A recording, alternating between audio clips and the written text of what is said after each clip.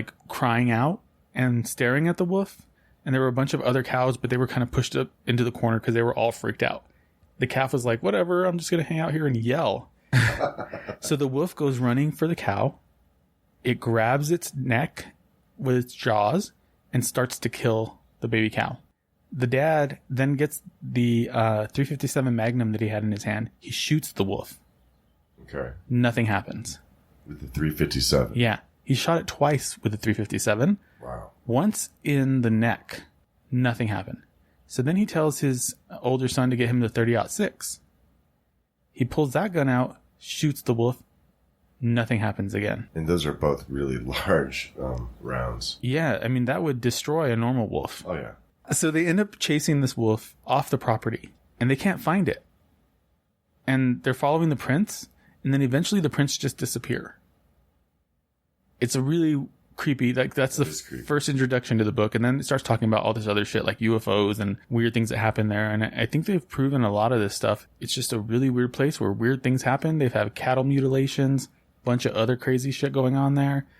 Book is good. There's even a show on Hulu called The Hunt for Skinwalkers.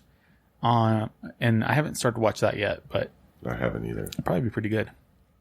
Anyway, sorry, that was a sidebar. It's a good sidebar. Yeah. So, if their other powers weren't enough, skinwalkers are also said to be able to run incredibly long distances. Some claim that they can run over 200 miles in one evening. That's really impressive. That's like from here to El Paso. Yeah, that's far. That's a long run. Yeah. I can not run that far. I can't run a quarter of a mile. I could run a mile. I bet I could run a mile still. Maybe. 20 minutes. Maybe a slow jog. Crawl. Cry. Crawl and crying the entire way. Skinwalkers have a tendency to hang around graveyards, apparently, and they can dig up graves at impossibly fast speed. I'm not sure why they would need to dig up graves at such fast speed, or to dig up graves at all. Well, they have to get their poison dust. Oh, that's where they get the poison dust, but that's the rare ones. But why do you need to do it so fast? Because it's urgent. He's not going anywhere. I need my poison dust now. I have a structured settlement and I need cash now. No sponsor. They're not our sponsor, no.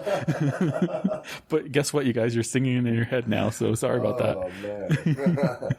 All right. While they can take many forms, people who see them today describe them as hollowed out dog-like animals. What does that even mean? I don't know. That instantly put me into the frame of like the hollowed out chocolate rabbits for for Easter. I'm like, what is that? Skinwalkers are said to recruit more skinwalkers themselves. There is some dispute in how this happens, but some say that there is an official ceremony and that skinwalkers only take their form with a gathering of people and specific chants, which I think you kind of mentioned before. Yeah, that matches what that chief said. Yeah. And then with all their advantages, it's said that you can kill a skinwalker if you call them by their name, their human name, which is what that story said. Skinwalkers are most commonly encountered near native reservations, though they have been seen all over the United States. So Skinwalker Ranch in Utah is the most famous. Some people believe that the rake, which is commonly encountered in the Northeast, is similar to a skinwalker. There's also some belief that the Wendigo is very similar to the skinwalker I've heard that as well. Yeah. On Reddit, there's a lot of stories of people claiming they see skinwalkers in Europe and other places. And a lot of like the traditional people that are, Navajo or Ute will go on there and dispute. Like, nah, that's not a skinwalker. Yeah. They'll say it could be something, similar, but it's not, because that requires a specific ceremony, That makes sense. So maybe there are different types of shape-shifting cryptids around. Well, shapeshifters have been around forever, right? Right. Well, I've heard about shapeshifting for a long time.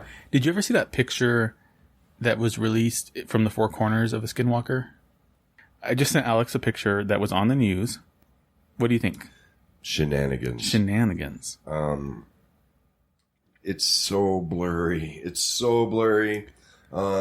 creepy, though. And it is totally creepy, man, but I'm saying shenanigans.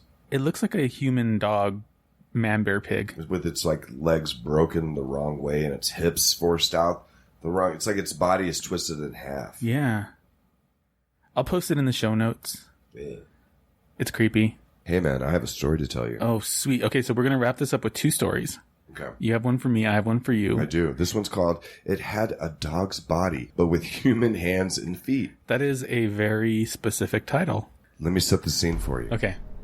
I was spending a month with my cousins at my grandma's house, and it was August, and my cousins' ages ranged from 10 to 15, and I was the oldest, being 15. I was staying with a 10, 13, and 14-year-old, and we stayed up telling scary stories often. But one night, a few weeks in, we decided to make a campfire out back. My grandma's house is in a rural suburb. The neighbors aren't too far when you're driving down the road to her house. But in the backyard, it's thick forest with man-made paths that go through it. Each house is on a hill, so only part of the basement was actually underground. That isn't important until later, though. Okay. So, we're towards the east side of her yard, in a smallest patch of open land.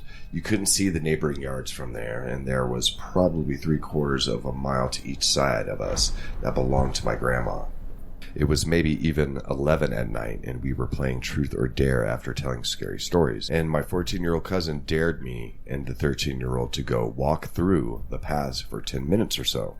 I said yes right away, and as I wasn't easily scared and rather level-headed, but my younger cousin was a bit more hesitant. We didn't bring a flashlight because it wasn't pitch dark yet, but we could see enough to not die. We were walking through the paths for about 5 minutes and could barely see the fire through the trees when we decided to turn. In the middle of the path was a large dog-like creature hunched over with its front hands an inch from the ground. So kind of what I picture in my head is very much similar to that picture you showed me. Yeah, it did look like it had human hands. Yeah. What I remember most was how its eyes were so fucking bright white, and it was a humanoid dog shaped with a human-like head, but a dog-like body, but human hands and feet. It looked right at us, and I know I was paralyzed with fear as it dashed away the opposite way from us, towards a creek that ran through the yard. Eventually, my cousin and I screamed bloody effing murder, and the other cousins and my grandma ran to us. I don't remember much here because I was really disoriented, and I couldn't think properly, but I did wake up in bed, so I assumed that I was brought to the house. All the kids slept in the basement in a big room with a sliding glass doors to the outside, and as the room was on the side that wasn't underground, my bed was pressed against a big glass window, and I could see that my cousins were playing outside down below. The house is in Michigan, so it gets slightly chilly even in the end of August, and there was a slight breeze, so I put on a jacket and ran to join them outside, skipping breakfast, not wanting to miss out on anything fun. When I got down, I could tell they weren't playing, but rather running to get my grandma. Her dogs, both of them, were dead, ripped up. Jesus. Yeah. That night, we went to bed early. I don't think I'd be able to sleep after that. I woke up. We could just rip your dogs apart. Chupacabra. That goat sucker. Maybe aliens? Aliens could do it, yeah. A bear. A bear. Bear. Beats. Shitty neighbors. Battlestar Galactica. Crackheads. Yeah. Battlestar Galactica? Yeah, it's from The Office, dude. Bears. Beats. Battlestar Galactica. Carol Baskin. That bitch. That night we went to bed early, and I woke up maybe 2 in the morning because I felt something hit my head. My cousins were all sitting at the double bed opposite of me on the other side of the room, and there was 1 bunk bed and 2 double beds. The double beds for me and my 14-year-old cousin, and they were being quiet and staring at me. The 13-year-old nodded his head towards the window. I froze. They all looked afraid, and I turned my head slightly to the side and saw a really messed up looking face pressed to the window with gaping eyes looking down at me. Oh no. I screamed so fucking loud, and it bolted. My grandmother called the police after I told her what happened, and they found nothing. And I went home after that, and I have never been there during the night again. Huh. Okay, but then, so that doesn't jive with the whole being in this area of the country thing, right? Because it's in Michigan. True that. Yeah. Maybe they saw a Wendigo. Is that where Wendigos come from? I don't fucking know. This isn't the Wendigo show. Kind of makes sense. Like, you know, like Wisconsin has all those weird names, like Winnebago. Oh. Yeah. So I have another one from Lisha Ninja. So in the traditional Navajo way, skinwalkers are seen as witches, but they were not always seen that way. My late grandmother who was a medicine woman that practiced the blessings, told me of the origins of the skinwalker. Being a skinwalker wasn't always seen as a bad thing. In fact, they were even seen as people with amazing gifts. They could change into the form of any animal, run vast distances very quickly, and mimic people's voices. Some were known to use magic. During colonization, skinwalkers were used to relay messages between war camps and spy on the enemy without being detected. Having the skinwalker abilities was a gift, so that matches what that chief said. When we lost, the good of the community took a back seat, and people began to focus on themselves. Instead of sharing what you had, people began to look after their own families, claiming property and livestock, and there were people that got the short end of the stick. Jealousy is a terrible thing. People became jealous of one another, wanted more fortunate people to lose what they had. They looked to skinwalkers who had otherworldly powers to do their bidding. Now being a skinwalker is not a gift. You condemn yourself to a life of unhappiness and anger in order to become a skinwalker. You must sacrifice someone that you love very much. This shows that you are indeed committed to depravity. The interesting thing is that you could have met a skinwalker and you wouldn't even know it. They are people like you or me. They've chosen a path in which they will hurt others. Navajos want to separate themselves from death of any kind. We burn clothing and personal items of deceased relatives, and it's very taboo to keep anything that belongs to the dead. Keeping such items can make a person sick or suffer horrible events in their lives. However, skinwalkers surround themselves with death. Skinwalkers have been known to grave rob and search through people's garbage. They use bones and hair from the dead and victims' personal items to create bundles. They place these bundles near a person's home, and bad luck will fall upon the person. Look out for those. Yeah. So basically, she's giving us a good synopsis of the evolution of skinwalkers. This whole thing is weird. All of it. I agree. I feel a little bit creeped out. And anyway, this was a weird episode to record. I feel really freaked out now. I don't know. Let's go drive around in some New Mexico highways late at night. Let's go to the res. There's some great stories. I wish I could just keep adding more and more of these stories that I've been finding. Yeah. Because it doesn't end. You can find so many skinwalker stories. Well, if you guys are interested, there's much more on Reddit. You can find them all there. Some of them are good. Some of them are not good. Just, figure it out. If you have your own stories, please tell us. I want to know. I want to know I want to see your evidence.